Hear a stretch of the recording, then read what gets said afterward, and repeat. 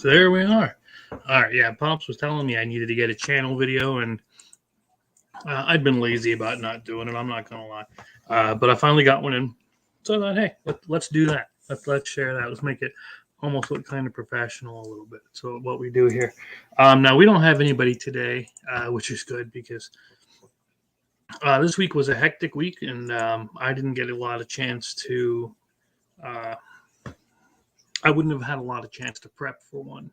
So it's good sometimes when you don't have one. But on the plus side, you won't believe who we have coming up.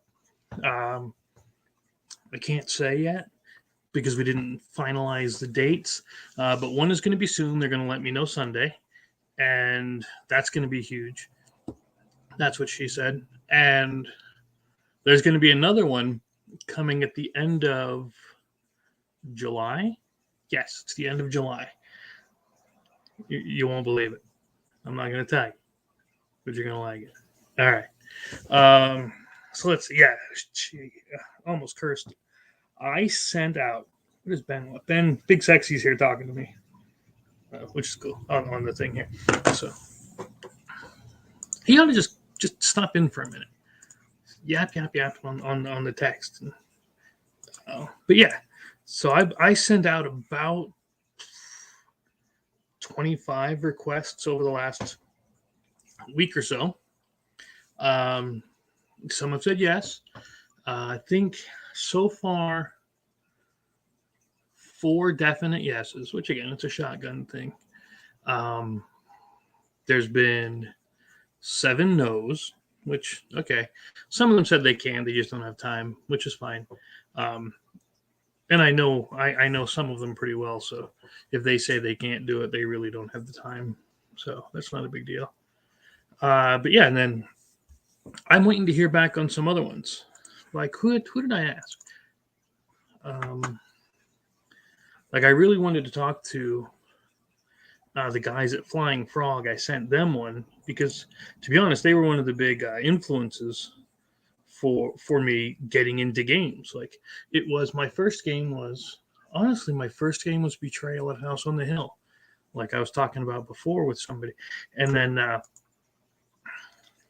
with Taryn, yeah, when he was on, that was Wednesday he was on, and wow, time flies. But then, then I want to talk to him, the ones at Flying Frog, because then I started getting into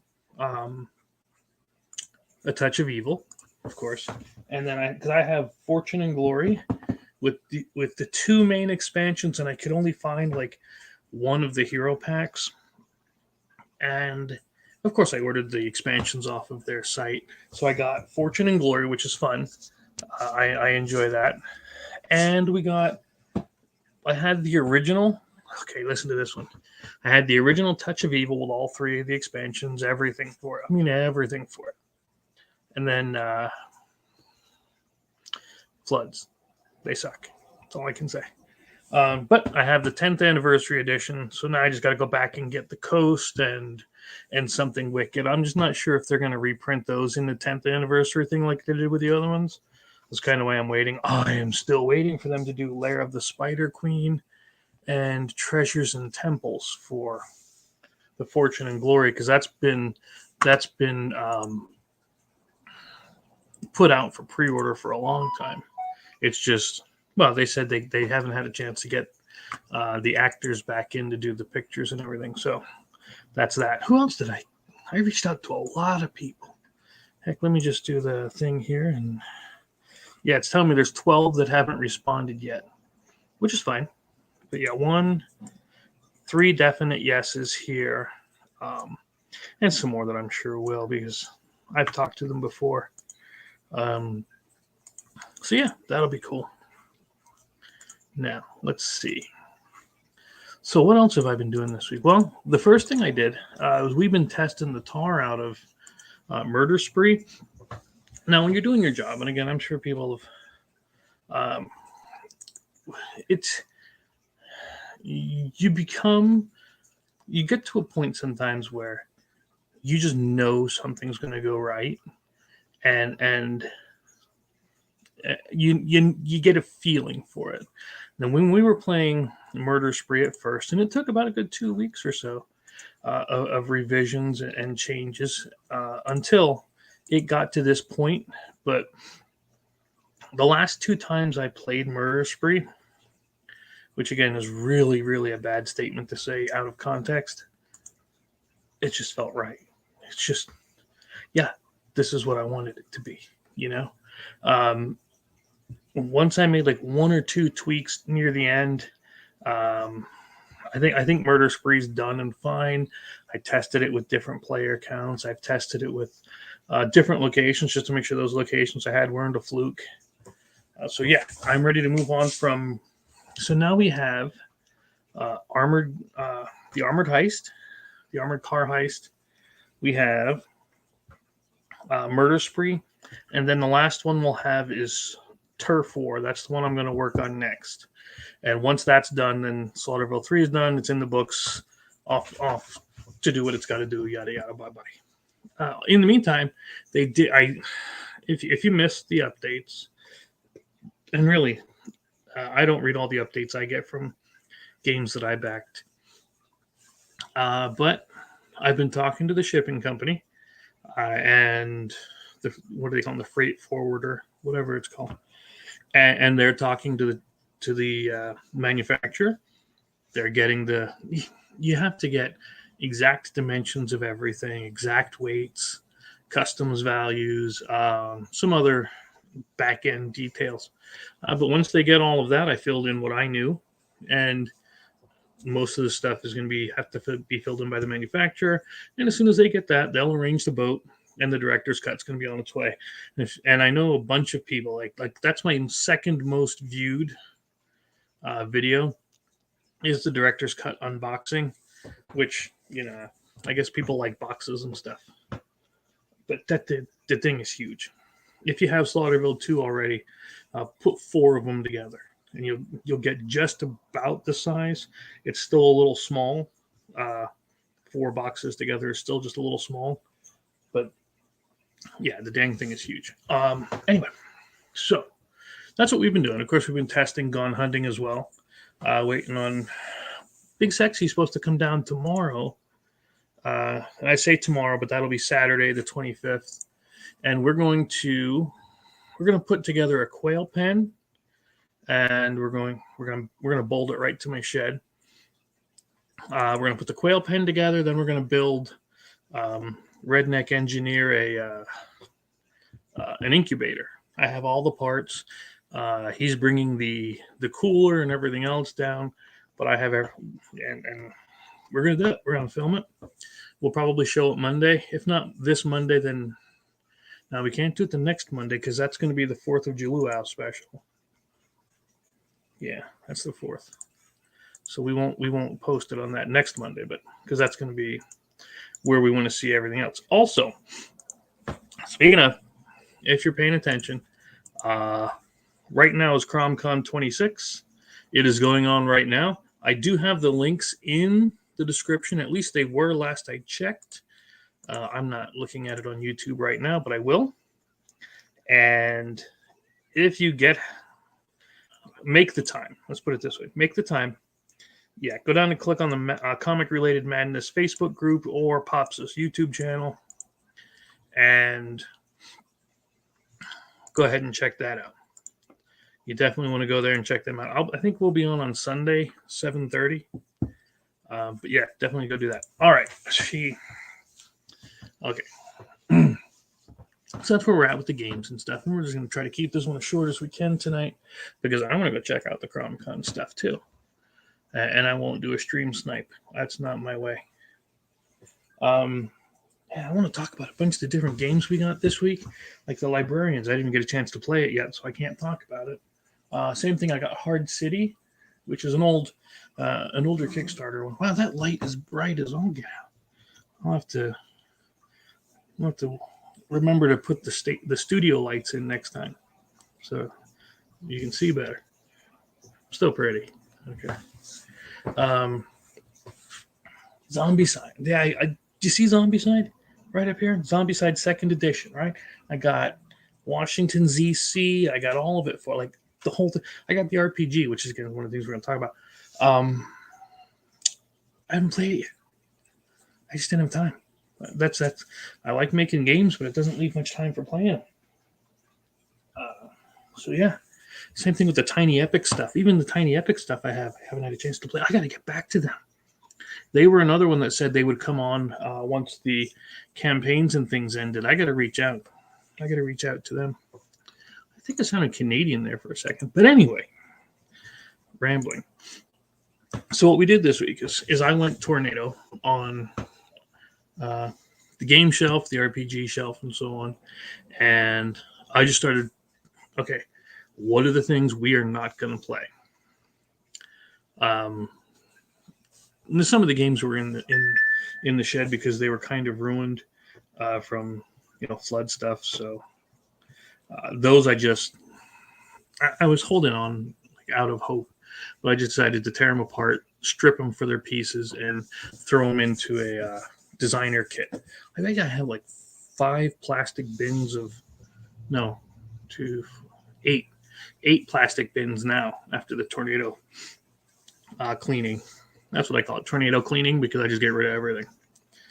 And yeah, I got tons of stuff that we can use for making games, or heck, I use it for RPG stuff too. Now, what I got the G.I. Joe role-playing game. I still have to get the physical books for Freedom Squadron. I have to do that, but I got the G.I. Joe role-playing game, and I always get the GM screens because I like the references when they're available. Some don't have them for some reason. But when we were going through, there were some RPGs and things that the kids just said, yeah, we're not going to play those, which sucks. But their loss will be your gain, because I'm thinking every month we're just going to give one of these complete sets away. And you wouldn't believe me if I showed you what we had over here for the big stack. Like I have a box. The box is Fallout Wasteland Warfare because I bought the game just for the minis and stuff so that I could use it for the Fallout RPG. I bought like 3 sets of dice, extra dice. Never played it. I never wanted to play it. I like the 2D20 system, and that's what it is. But they don't want to play the Fallout one. We still have Star Trek and Conan in the 2D20, which I'm trying to get a hold of Modifius. I sent Chris a request for an interview too, to come on and talk about the 2D20. But the kids just said they're not going to play Fallout. They'll play the Conan. They'll play Star Trek. And so I kept those. So we're going to give away that whole big box of Fallout RPG stuff. Then we also have Dresden. We have Free League, right? Free League is another one I want to get on here because I backed the Blade Runner RPG, and I like Blade Runner no matter what. I've liked Blade Runner ever since I saw it when I was little. I don't know why, I just really like that movie.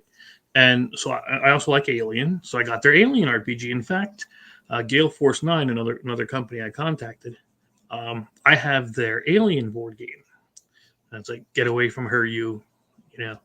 And there was another, I think it's called Another Glorious Day in the Core, and the expansion was Get Away from Her, etc., etc. And we were going to use the aliens from that also for the RPG.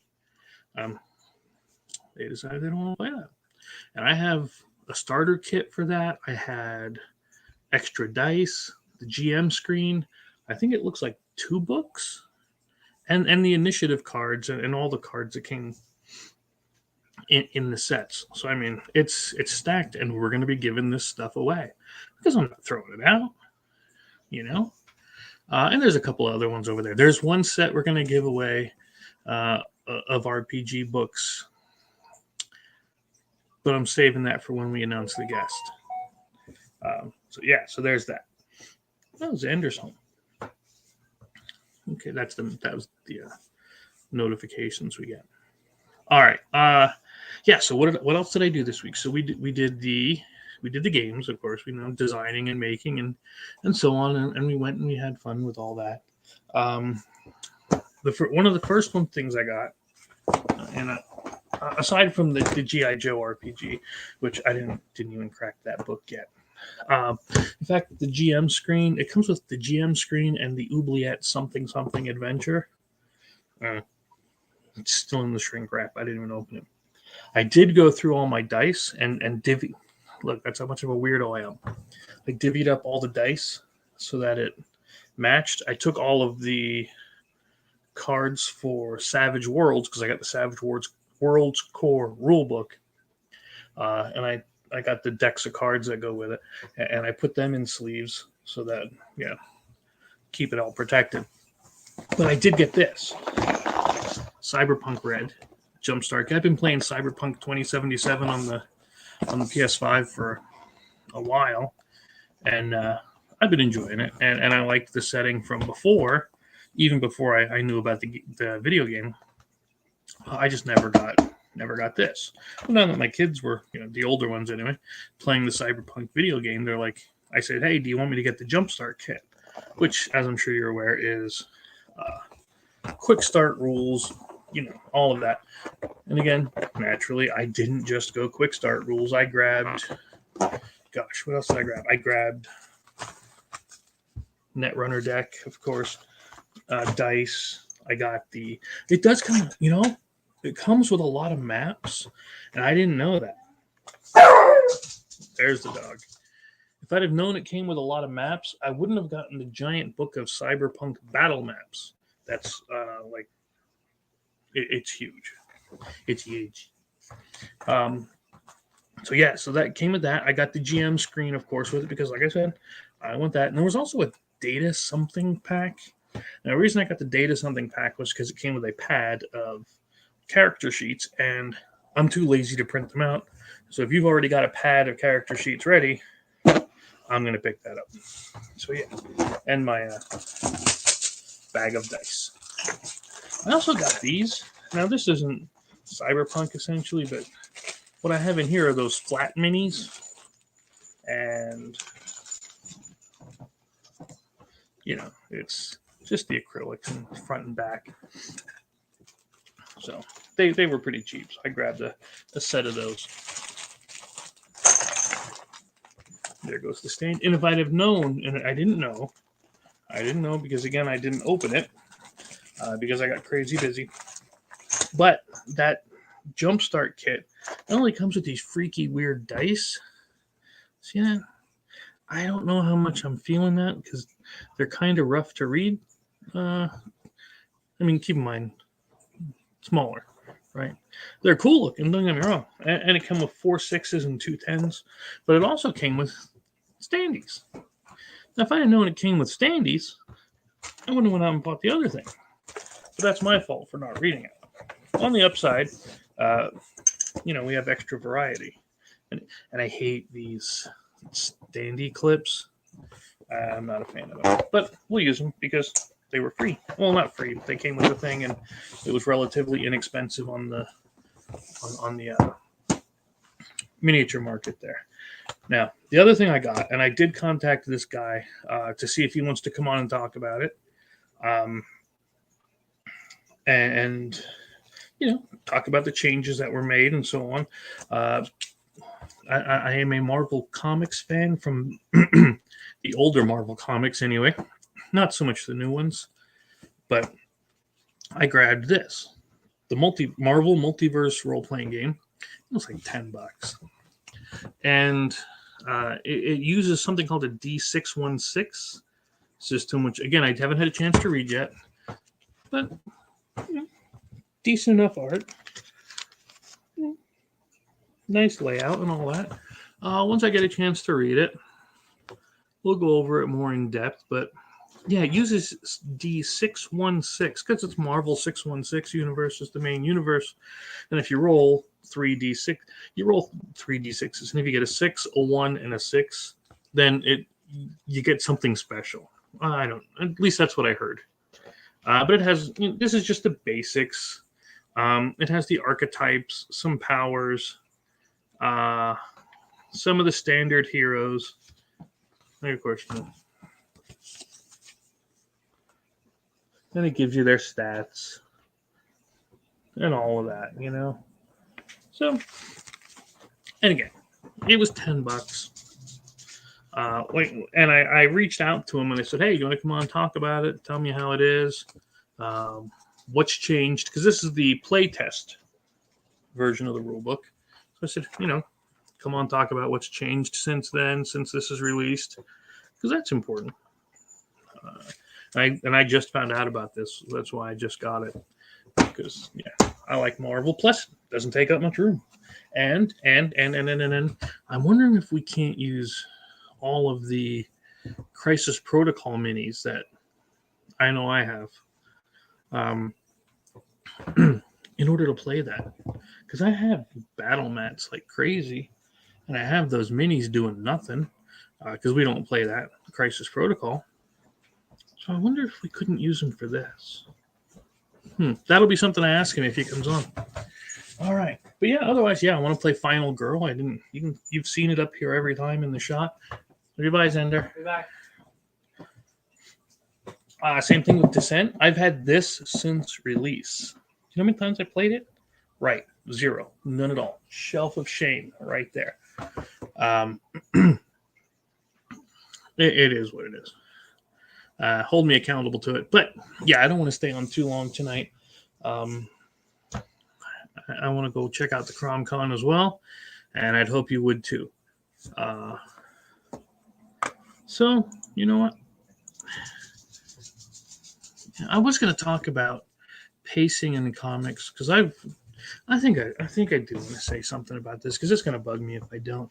See, I've been reading a lot of comics, and it's from main publishers to indies, and recently, I don't know what's going on, but you get a lot of good art. I'm going to give you that.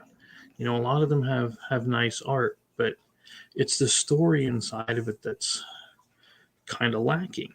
And I'd rather be on here telling you how positive things are, how much better things are, but I can't. Like there's a lot of books out there that see, hi Jacob. Pacing in a story is important because it's going to tell you whether or not you're creating drama and tension or fast-paced action, or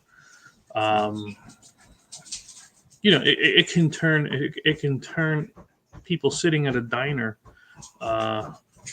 from a casual experience into something frenetic, depending on how quickly you pace the story, how quickly you have things moving, how much dialogue you introduce, how long you give a scene to develop. See, and ones I've read recently have, I don't want to say whose it was, but it was a team-up book, okay? And in this team-up book, the person was introduced to the team on one page. By the bottom of that page, they've decided that the team decided they don't like him because he's overbearing, old-fashioned, or something similar to that. It was hard to tell. And then by the middle of the next page, he's decided he hates the whole team and quits. And when I say that whole scene, I mean that literally. There was no cuts. Like it didn't say 2 days, 6 months, something later. It didn't show us anything why they hated each other. It told us, It just simply said, hey, here's the team. Oh, I don't like you at all. And then that was it.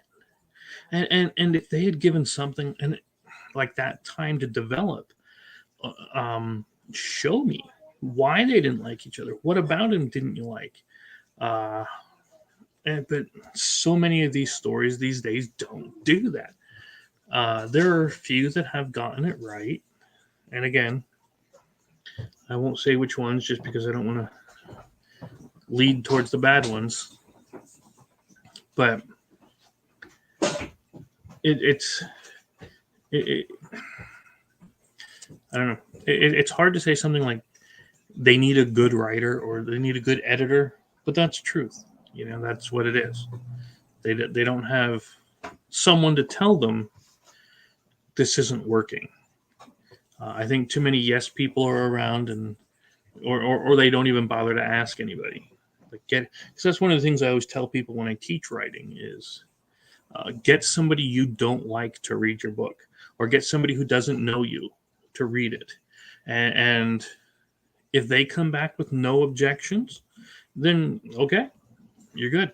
But always ask for complete honesty, and somebody who likes you will never give you complete honesty. That's why I asked the wife to help me, because she hates me with a passion. Right, dear?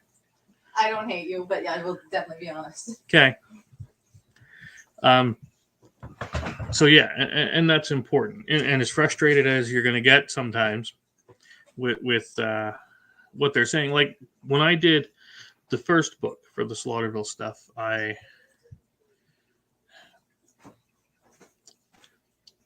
it took a couple of rewrites, of course, and it should. You should never just go with draft one. But it was always important for me to get a certain feel to the book, and everybody has their own personalities. See, the way I write is I let